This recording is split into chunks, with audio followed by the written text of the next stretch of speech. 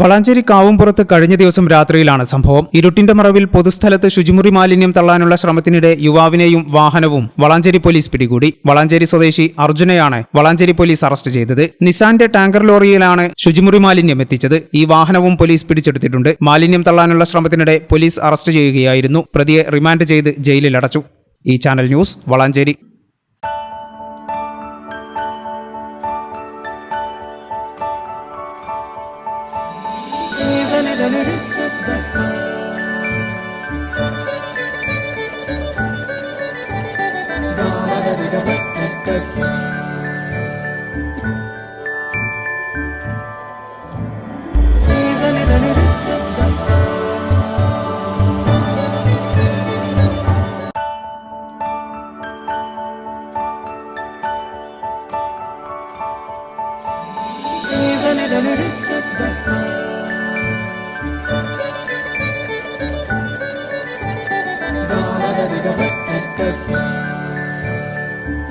Qatar golden diamonds, Calicut road, Valanchery main road, Tanalur.